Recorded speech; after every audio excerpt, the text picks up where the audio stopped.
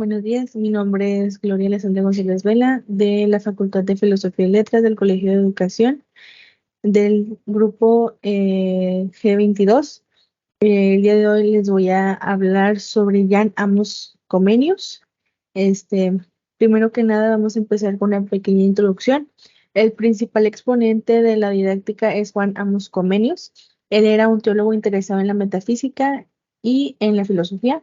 Su interés por estudiar el fenómeno educativo se dio a partir de sus experiencias personales. Primero que nada, ¿quién es? Jan Amos Comenius en checo Komensky nació el 28 de marzo de 1592 en Moravia, región de la actual República Checa. Es considerado el fundador de la pedagogía moderna. En 1618 fue ordenado sacerdote de la Unión de los Hermanos Checo y pasó a dirigir su escuela. Fue profesor y rector de las ciudades de Pirov y Fulnek en Moravia hasta los inicios de la Guerra de los 30 años, cuando el ejército del Sacro Imperio obligó a los habitantes de Moravia al exilio. Establecido en Lesbo, Polonia, y como obispo de los moravos, o- ayudó a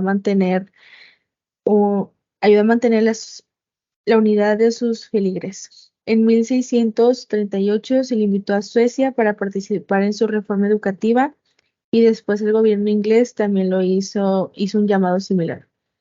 En Inglaterra, la escritura del Consejo General sobre el mejoramiento de las cosas humanas y de sus obras más extensas, el método nocivo de los idiomas, pero en 1641, antes del inicio de la Guerra Civil Inglesa, se marchó y regresó a Suecia, donde permaneció hasta 1648. Después pasó a Polonia, Hungría y Holanda.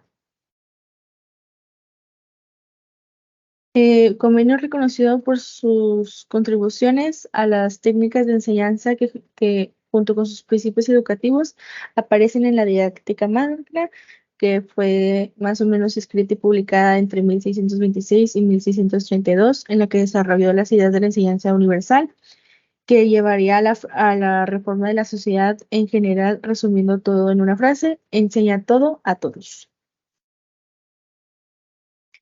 Bueno. Considerado pionero de las artes de la educación y la didáctica, y su convencimiento de la educación es importante que para el desarrollo de las personas se formó para el conocimiento llegar a todos por igual, sin malos tratos y con la motivación de los alumnos. Fue el primero en aplicar la enseñanza de las lenguas clásicas mediante el uso de pasajes paralelos con la traducción correspondiente en las lenguas modernas. Ok, su obra Mundo Visible en Dibujos en 1658 es un libro dedicado al aprendizaje del latín y se cree que es el primer ilustrado para los niños. Eh, los últimos, los últimos 14 años de su vida los pasó en los Países Bajos desarrollando actividades para la Unión de los Hermanos Checo y escribiendo libros de teología y filosofía. En Ámsterdam publicó su obra didáctica Magna. Y por último, Juana Moscomino falleció el 15 de noviembre de 1670 en Ámsterdam, Países Bajos. Bueno, ahora pasemos a los fundamentos y principios de la educación para Comenio. La educación debería de ser universal, tener orden y método, ser amena.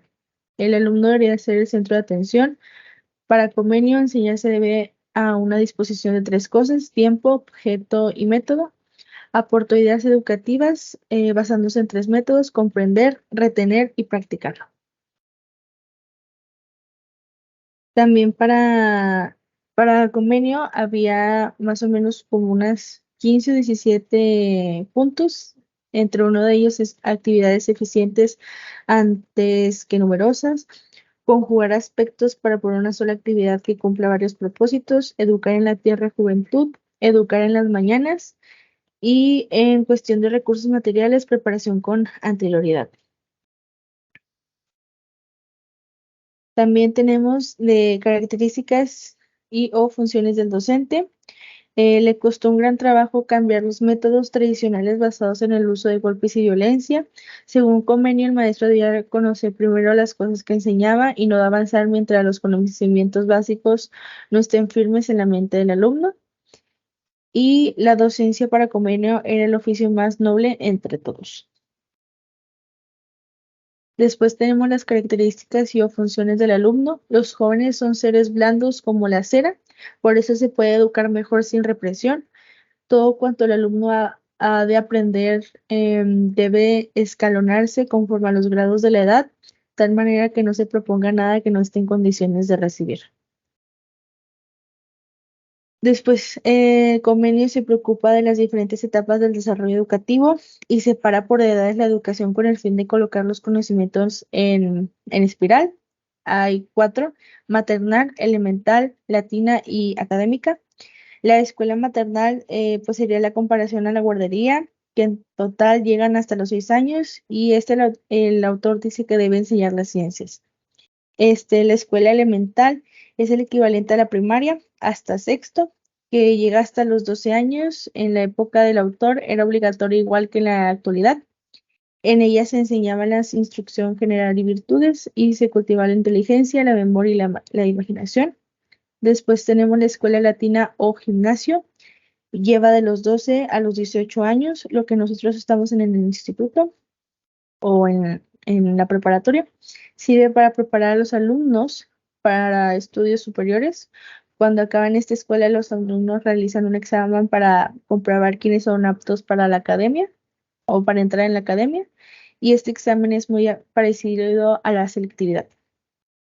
Y por último, tenemos la academia, que empieza desde los 18 hasta los 25 años. Es muy parecida a la universidad.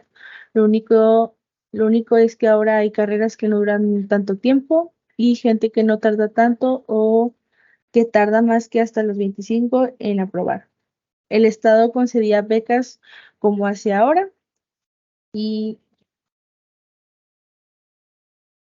bueno, Comenius creía en alentar a los niños a aprender usando sus sentidos y a formar ideas a través de imágenes más que palabras. Las palabras solo se deben ser aprendidas y enseñadas en su asociación con las cosas, que son las palabras, sino el vestido o la envoltura de las cosas, escribió Comenio.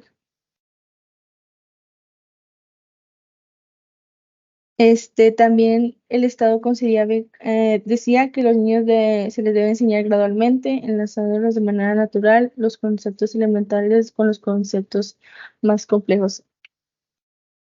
La Pansofía decía que a los niños se les debe enseñar gradualmente, enlazando de manera natural los conceptos elementales con los conceptos más complejos.